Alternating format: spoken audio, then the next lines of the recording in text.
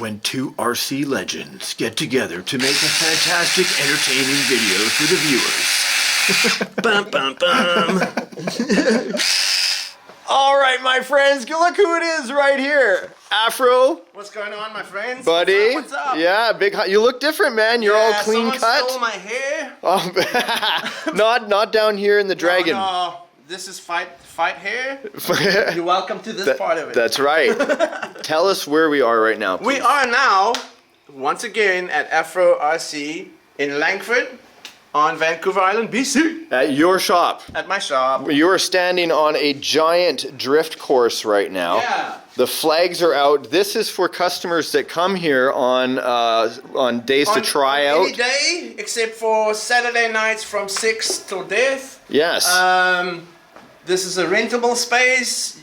I will have a car soon that you can pay rental on. It'll be $10 an hour, $30 a day. Jordan, what's up, dude? Hey guys. Jordan's in the background. And it looks like you even offer RC setup service here. I do. Yes. I build them custom for you. Soon on my website there will be 3 options where you can pick if you just want the basic one or a little bit more tweaked, or do you want the baller of the Right. What's your website? It'll be afrorc.ca.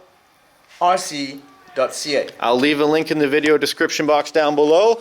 My friends, I have been on Vancouver Island for weeks now, and you know, if you did see the videos where I was coming here before, we did the drifting on the track. We also did, Jordan and Afro gave us a 124 scale crawl all the way around the track, which was awesome. I even got to show you guys a rear steer tutorial because of these gentlemen right here. Well, I want to support the local hobby stores in the area, and you heard him say that he actually builds custom drift cars for people all the time. That's right. And you guys in the comment section said, did you walk away with any drift car? And no, why? Because I special ordered him one, so I can custom build it for him with a custom body, custom everything from me to him. Unbelievable, my man. Are we ready to start rock and rolling? Smack that baby. Let's see what's in the box. Looking over here. I read in the comment section somebody was unhappy with this whole background. Hey, this is Afro. You were from South Africa, yeah? Yes, sir. I'm from Cape Town, South Africa, to be exact. And you have a long history in Japan. And I've, have Japanese history, and pretty much this is not really Japanese, though, if you think about it. I'm from Africa, and the sun rays are coming from behind Africa, shining out to the world. There's sun rays. I'm shining out to the world my knowledge and freedom and fun. People love that. Very spiritual. But People whatever. love that. You've got a great backstory, man. We'll get into that more as we go. Let's see what's in the box. So, obviously, we're not going to give him a piece of junk. This is the Elite chassis from Yokomo. It's the YD-2. Wow. SX3. Yes. Right. Yes. So, carbon fiber everything, aluminum everything, red parts in this one. And I'm telling you right now, I'm not letting you give this to me. I'm paying for every single thing in support of the hobby shop, man. I'm not I appreciate that, but there's no way. There's too much stuff here. I appreciate you for coming out. This is your gyro. This essentially, remember, if you guys remember the old video that we were talking about, it corrects the steering for you like a caster. Unbelievable. In a car. Yep. Also red. Has to be. All right? That's his servo. Programmable drift servo from Yokomo. Also red. His magnet mounts for his body, also red. I don't know if it's magnet mounts. It's okay. I see them in there. Yeah, red ones. Unfortunately, his motor will not be red, but it's a DX Type R. I think it looks great. Drift Very performance. Sexy. Drift. And then BUiLD Pro 4 drift spec. Nice. Right? This is a fully tunable, and we will tune it if we have time, obviously. I hook a Wi-Fi module to it, and we can tune the setup, everything. Yes. And then, look at this. This is a Sanwa MTS. Yes. I personally run a MT4, an old one. I've had it for 13 years, never had any problems with it. And then obviously you get better ones, the MT44, or you can go to the 12 and so on. It's amazing. But this one's perfect.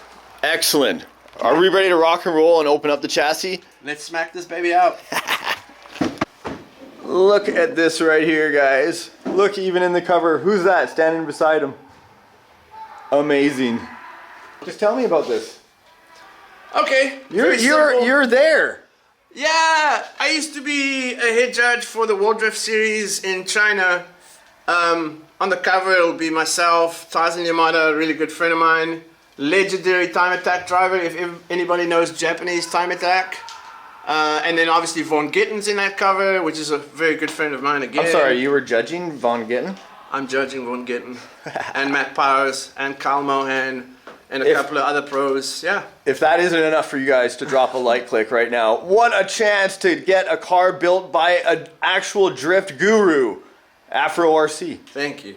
So good. Jordan, you're working across the table. It looks like you are also going to be doing a drift car today. I am, and Afro's going to teach me. It's my very first one that I built. We get to build them all together. That's right. Yes, the SX3. Let's do it. All right. Obviously factory sealed, because that's how it works. Wimp, goodbye. Yeah. Right? Really What's simple. in the box? Manual. Okay. Very, very simple. Don't worry about the tools, because we're not going to use those tools. But what it'll do, it'll show you bag one, what's in bag one, and funny enough, if you hold the screw right on it, it'll be exactly Same that size. size, right? So it's very simple, but we're not really worried about that. Lego for adults. Yeah, exactly. Bag one. There's the beautiful bottom plate, Ooh, right? so nice. Obviously tapered to the bottom. Yeah. Can you please tell us, I know we're going to state it in Canadian dollars here, how much does this kit itself without the electronics cost? This kit without tax is about $800 Canadian. in this box. Canadian, yeah. So if you're going to be building a top of the line drift car, be prepared to spend... Man, if you're gonna build a top of the line with top of the line electronics, you're looking at $2,000 to $3,000 worth of stuff. Yeah. Now that doesn't mean that every drift car has to cost $2,500, $3,000. That's not it at all. You can actually go all levels, right? You can start with something very simple. I remember HPI used to make a very entry level and still do drift car. And then as you start progressing, going on and on, you get to do things like this. Here's what I'm talking about right now. So this is the E. Is this the entry level? This comes with the gyro. Oh, it comes with it. And this one 350. is the same chassis, but without the gyro. Wow. But no carbon fiber in this at all. No. This is the Nice. non-carbon basic E. Aha. So exactly, that's my point, is that I don't want people to get afraid of buying a drift car at all, right? There's drift cars for everybody out there. That's right. Jordan, this is yours, right? Correct. So what's the difference? Like what we were just looking at it here, I see So that... the main thing that I am upgrading to is this is a wiper style system, which Yes. is perfect to learn on. What we're upgrading to, that you and I are going to a slide system. So it's a whole different system with a bearing in here that will Oh allow the my steering to God, be totally so different. cool. Very, very, very cool to have. Okay, so according to the book, what are these pieces actually called then? So that would be your little toe mounts. Right. And in here there'll be a pin, and on that pin would be your lower control arm, right? Okay. So that's one of the pivot points. We'll put another one here that sits in between them with your arm and. Perfect. So here is the ESC, the BL Pro 4. I would tell you all about it, but... So this ESC will allow you to adjust timing within your rev, will allow you to do boost within your rev. Boost? Yeah, like a turbo. You can have boost in your drift car now. Totally, of course. And you gotta have boost, right? So yeah, this allows us to, let's say you have 10% throttle, we can give 5% boost, 15 and 20 and so on. We can adjust that. Insane. And if you stay on 25 for a certain amount of time, you can then go to 100% boost, which, man, we're talking about over 100,000 RPMs. You get out of here. Over It'll 100,000. scream like a kitten. Ooh, I see our first anodized red. What was that for? So this guy right here would hold this whole mechanism on the bulkhead. Aha. There you go. For steering. For your steering rack. Ah. Yeah, because it runs on the slide rack system. Jordan, Yes. in my last video when I showed off the rear wheel steer in the Axial SCX24s, that was actually your Chevy, was it not? It was. And so you also have a little bit of a backstory. I put in the description of that video that you're an employee here, but are you an employee here? I am not. I am just a member of the RC club. You're just here hanging out. Just hanging out. Afro and I have gotten along great. It's been an incredibly safe space to be in. And because of that, I come back and I spend the majority of my time here. So you say safe space. Tell me, what is your job history? What do you do normally if this isn't your job? I'm a Canadian Coast Guard. So I'm a rescue specialist in the Canadian Coast Guard. And so that can entail pretty much anything from rescuing people in distress to looking for lost members that have gone overboard. So this is a great place, and we do that for 28 days on and 28 days off. So on my off cycle, it's very difficult to decompress sometimes and overcome the things that happened while you're on duty. So being able to come here and drive the cars and build models and stay here and have a space that's incredibly safe. There's no drinking, there's no copious amounts of, like, it's not going to a bar. You know, it's a healthy space to be in. So for me, it's been just absolutely It's therapy. godsend. It's therapy, exactly. Well, from everyone that's watching right now, thank you for your service and doing what you do to keep all of us safe. Thank you. So there we go. Obviously, I need to put one more here in the top piece, but there's these fine little notches. If you look at this finger's nail, they need to point to each other. I obviously have to adjust this bad boy here. The notches in the screws have to point to one another. That's right, so that there's less play. Ah, I see. Right, and that's how it's on a cam, if you can imagine. And it turns towards one another and brings the bearings closer. Yeah. A hot glue gun? Yeah. Do we need a glue for... Yeah. When you don't want to listen to people, you do it this way. Yeah. Or this way if you want to pull your nose hair. But no, what I do is I wait for this guy to heat up. These differentials don't come solid. They have these little spiders in them. Yeah. Right? And then the two little outside rings. And then this is obviously your differential. Right? This is the outdrive for your CVD that goes to your wheel. Sure. We don't want these to spin individually. We don't need a differential. We need both of them to have the same amount of traction at all times. So this chassis is also a racing car chassis too then? Well, you can race it if you really wanted to, but no, it's purposely built for drifting, but they take a diff from a racing car and then they design it where it works inside of a drift car. Okay. Yeah, if you look at these chassis, essentially they've taken the rear wheel part of the off-road buggy and then redesigned the front end to be on a slide rack, right? The guy that runs on the bearings. Right. There you go. So nice. Yeah. Bag 4 looks like transmission? No. Yes? Yes. Get it done. The bolts. The screws, you mean? You know what I mean? Yeah, Roger. African. South African, sorry. I shouldn't say that shit. You called screws bolts? Yeah, sorry. Ask him to what he calls a window lean. A what? Windex. So, window lean is actually Windex, where I'm from, but I keep on calling it Windex, and then I go, yeah, get the Windex, and then meanwhile it's window lean. No. No, it's the other way around. What the fuck are you talking about? Just focus on the car, man. Focus on the car. It's called Afro cans. Nice. Are you ever concerned that the beard is going to get caught in the pinion and spur? No, but it's really funny when it gets caught in the fan of the the motor. Yes, sir. Zzz. Yeah. Zzz.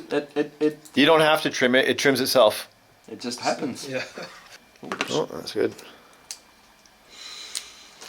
All right, so if you guys look, here we have the two idlers, the input shaft, and obviously the differential. And as you can see, they all spin. So smooth.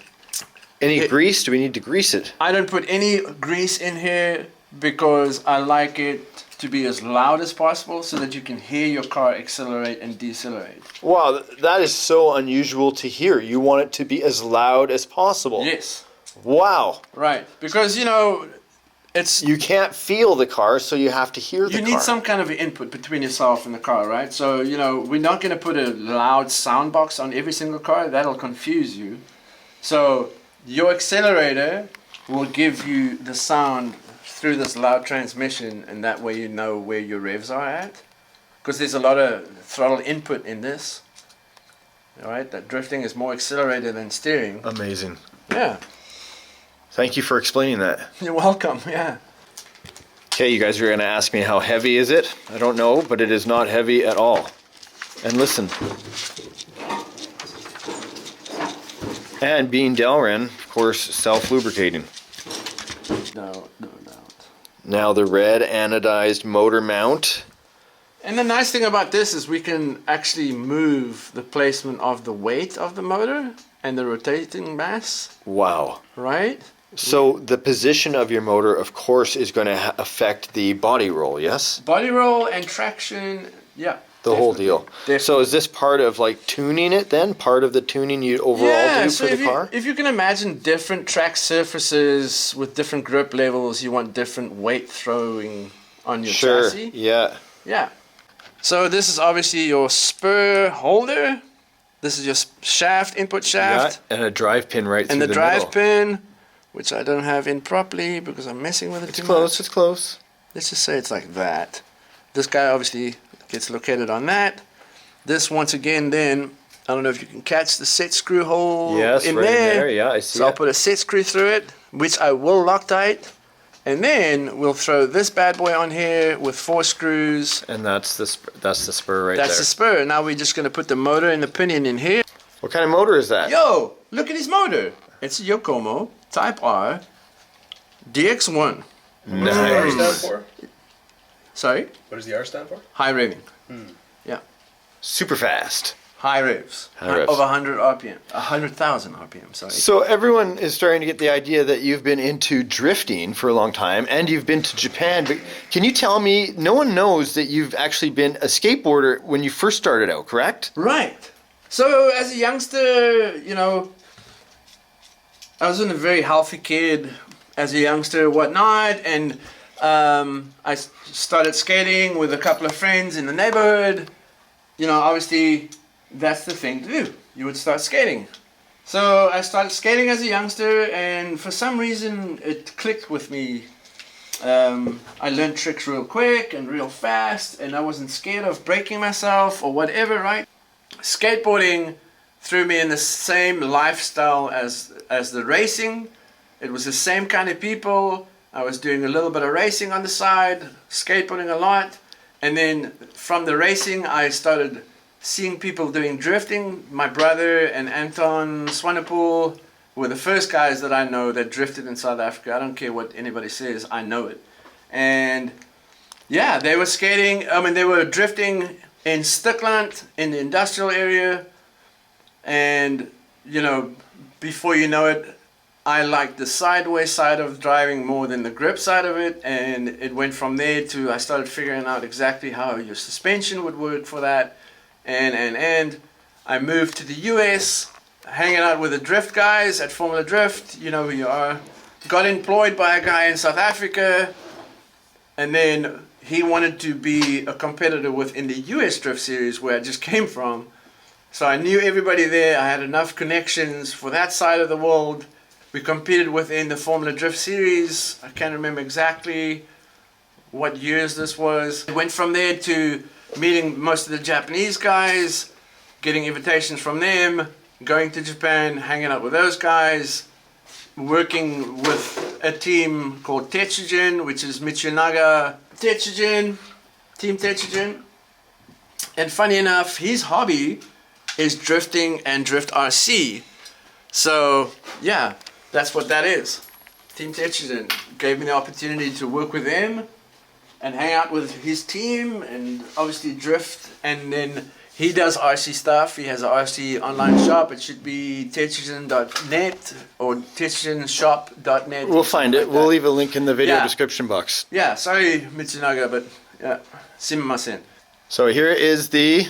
So this will be your motor up here, the spur with the input shaft going in here, obviously input shaft, 2 idler gears, and your diff. So if we rotate this, it'll rotate your diff. There you go. Here it is, form fitted onto the chassis itself. Right. So there's the 6 locations. Dang. Boom. And the nice thing is you can run your wiring through here and hide it all away and then into, you know. It looks sick. Yeah. Afro, that is amazing. Right. Unbelievable. It just looks pro. And we haven't even done anything. It looks fast already. Look at the clearance between the spur and the chassis itself. There's almost nothing, right? Like. Unbelievable, yeah. Very specifically engineered by a Japanese company called Yokomo. Look at this. The fan for the motor is now being mounted up. It's like a little jet thruster. Yeah, it's actually got like a Venturi style. Exactly. Right? So it vacuums it in there hard. This is insane. Everybody must understand how fortunate I am to have a build done by Afro here. I didn't want to chintz out doing it first class the way we always do. If we had an opportunity to get one built with Afro, we'd do it the right way. Loctite, my gears on there. Oh, sorry. Always, man. Yeah. Spam, spam, spam, spam, Yeah. spam, spam. When I was living in Hawaii, Hawaii loves spam. Oh yeah, big time.